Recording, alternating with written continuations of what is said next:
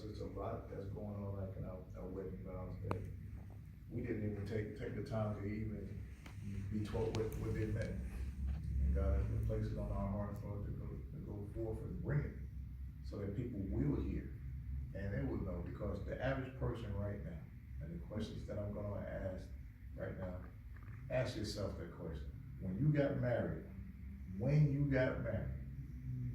and everybody knows, those who have, did you even listen to your vows? Did anybody listen to their vows? You were just so anxious about getting married. That's what it is. How many of the questions are, first one are, how many of us remember our wedding vows? That's one, okay? Number two, how many of us knew why we got married? Okay? How many of us entered into marriage unadvised? How many of us take our marriage lightly? How many of us knew what we were getting into? Those are great questions. And it should be asked, it should be taught in the churches. It should be taught in the churches about marriage, because the average person today is just going through the motions of getting married just so that they can be hooked up with this person. But nobody has been taught what the vows mean or what marriage consists of.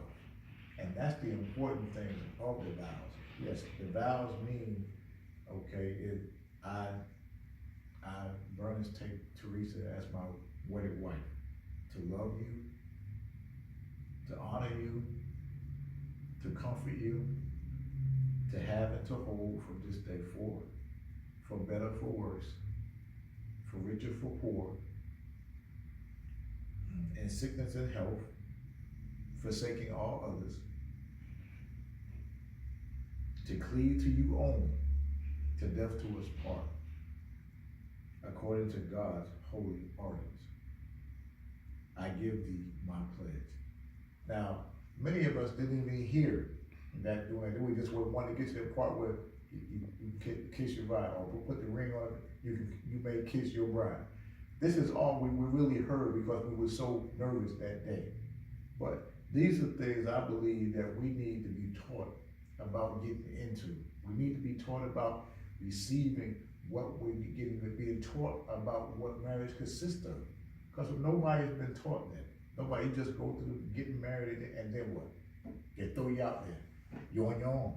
You do the best way you can. But that's not the way that marriage should be. Everything that we go about getting a license, we're taught how to operate in it because of that license that we get.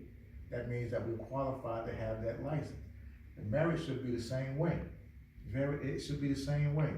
You should be taught about what it takes to be married, and then be taught about, do you want to get married? Or you feel that you're ready to get married? Yeah. It is not to be taken lightly.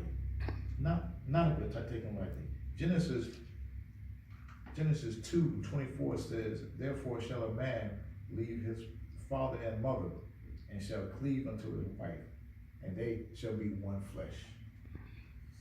Mm-hmm. Marriage is a union. Marriage is between a man and a woman. It is a covenant, not a contract. Not a contract. And it should not be entered into lightly. And here are some valuable points. And I'm going to continue with the better for worse part. Mm-hmm. Because like when I said, marriage is not a contract. It is a covenant. It is a covenant. Not like the world way they look at marriage as being a contract for some reason, because they have this and they don't want the other person to be able to get this. Okay, they're telling you right there that that's not about love. That union is not about love. But here we say, in life things happen. Things go from good to worse. They do. And marriage is the same thing. In marriage, we have the same thing. Things go from good to worse. But we learn. We have to go into expecting, knowing what or how to deal with